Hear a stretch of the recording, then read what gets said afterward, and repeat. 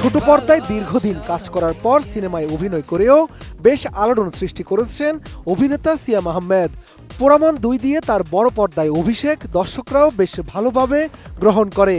সবশেষে গত ঈদুল ফিতরে মুক্তি পায় তার সিনেমা জঙ্গলি।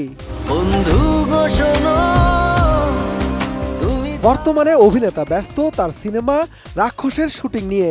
জানা গেছে সিনেমাটির শুটিং প্রায় শেষের পথে, বাকি আর মাত্র দিন 3 কাজ।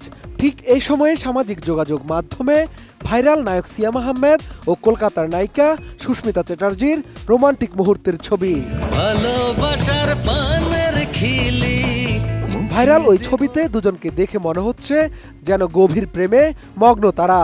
বিষয়টি নিয়ে ভারতীয় সংবাদ মাধ্যমে রহস্য করে উত্তর দেন পরিচালক মেহেদী হাসান হৃদয়। তিনি বলেন, সিয়াম সুস্মিতা তো চুটিয়ে প্রেম করছেন। নতুন সিনেমায় কাজ করা সুবাদে সিয়াম ও সুস্মিতা খুব ভালো বন্ধু বলেও জানান নির্মাতা। সামাজিক যোগাযোগ মাধ্যমে ভাইরাল হওয়া ছবিটি মূলত সিনেমার একটি গানের দৃশ্যের অংশ। নির্মাতা মেহেদী হাসান হৃদয় বলেন, ওরা দুজন খুব অল্প সময়েই নিজেদের মধ্যে ভালো বোঝাপড়া তৈরি করে নিয়েছেন। প্রথম দিন থেকে ক্যামেরার সামনে তারা বেশ সাবলীল, যার ফলে পর্দায় তাদের জুটিও জমে উঠেছে। এদিকে কলকাতার নায়িকা সুস্মিতাকে নিয়ে অভিনেতা সিয়াম আহমেদের বক্তব্য, সুস্মিতা খুব ভালো মেয়ে এবং মিশুক। গত 13 দিন ধরে তারা শ্রীলঙ্কায় শুটিং করছেন। কাজের অভিজ্ঞতাও খুব চমৎকার। বছরে খুব বেশি সিনেমা না করার নীতি মেনে চলা সিয়াম সাধারণত শুটিং চলাকালীন নিজের লুক প্রকাশ করতে চান না। জঙ্গলি সিনেমার মতো এবারও তিনি গোপনীয়তা বজায় রাখছেন। তবে ভক্তদের আগ্রহের কথা বিবেচনায় রেখে তিনি নিজেই শ্রীলঙ্কা থেকে নায়িকার এই ছবিটি শেয়ার করেছেন। কোয়ালিটি সম্পন্ন আন্তর্জাতিক মানের steel bar CSRM, committed for better still.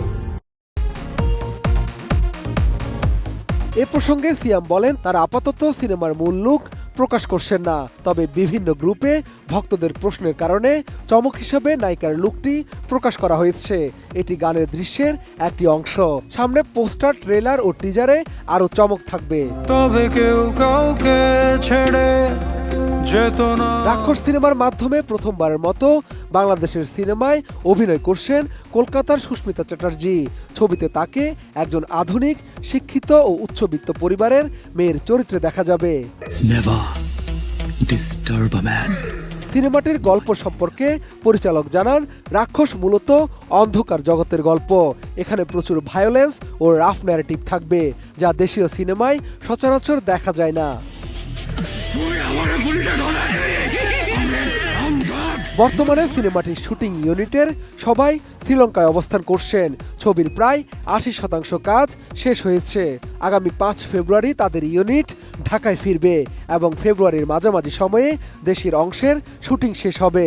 সব ঠিক থাকলে আগামী ঈদুল ফিতরে মুক্তি পেতে পারে সিয়াম আহমেদের রাক্ষস। শাহাদাত রিফাত, ATN নিউজ, ঢাকা।